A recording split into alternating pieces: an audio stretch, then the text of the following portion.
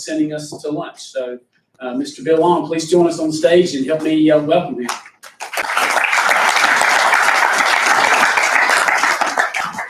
Thanks, Chris.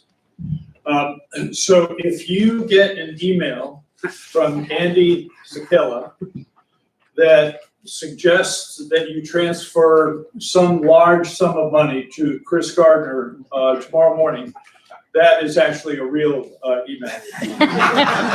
So it won't be fake, and we expect that you'll respond to that very quickly. You know I'm the only thing that's keeping you from lunch and further networking, so my comments will be brief. But I couldn't help but notice, staring at the stage and the banner behind us, the heading, or perhaps the title for the conference, which says Advancing Leadership, or Advancing Technology Leadership. Easy for me to say. You know, and as we've Chris mentioned this morning, that we have had just a terrific morning with the breakout sessions and the level of dialogue, but I couldn't help notice that, and maybe some of you know this, but MEMA is celebrating its 114th anniversary this year.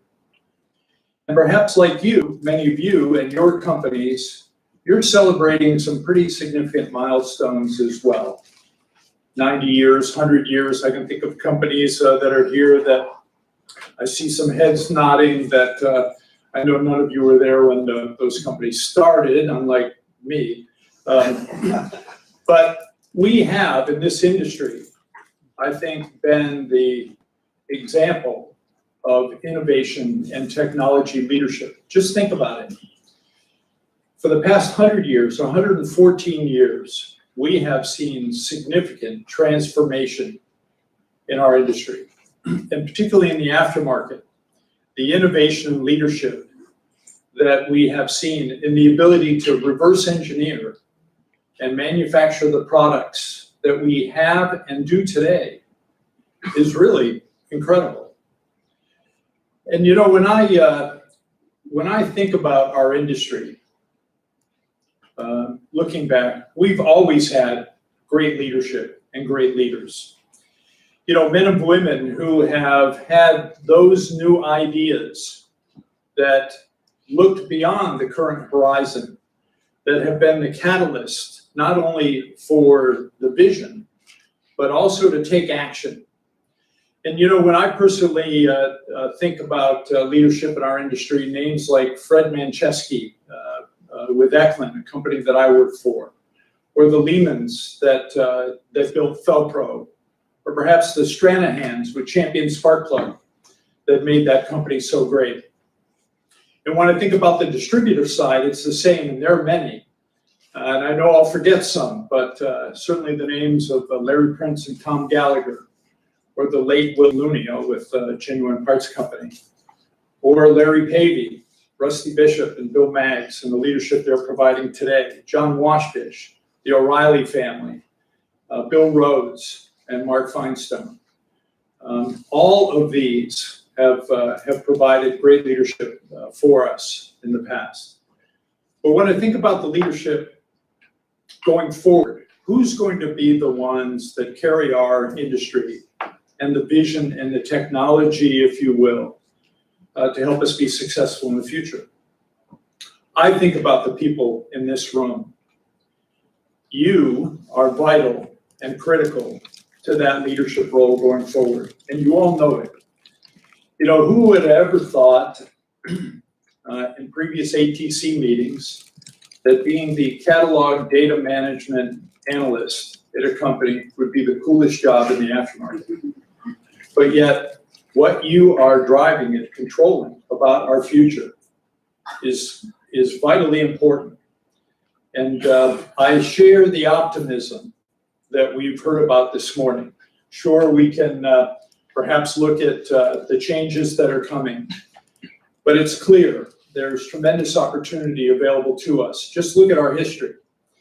And even when my background in the engine management category with Eklund, it wasn't that long ago when the Clean Air Act amendment legislation came about.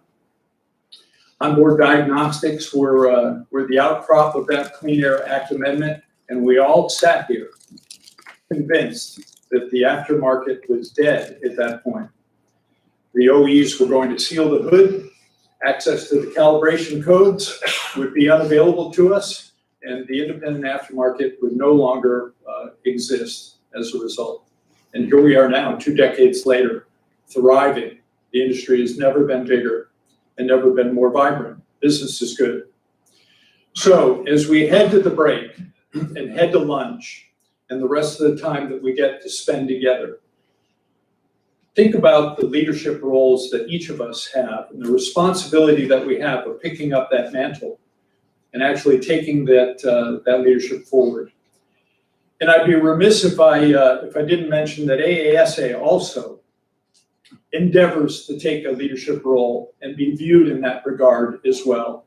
And it's platforms like this that open dialogue, create a platform for new ideas. Our Vision Conference, very similar, brings together an open collaboration of people all across the industry and across all the different sectors that allow us, each one, to be better. And we hope that it's that dialogue like this, talking about the range of possibilities and the solutions, working together in a collaborative nature, allow AASA to provide the value that make you feel this event is relevant. So with that, I thank you for your support of our association and for being here. And I'll take a moment also to thank Chris Gardner here for his leadership and what he's made this conference over the years. So now the housekeeping.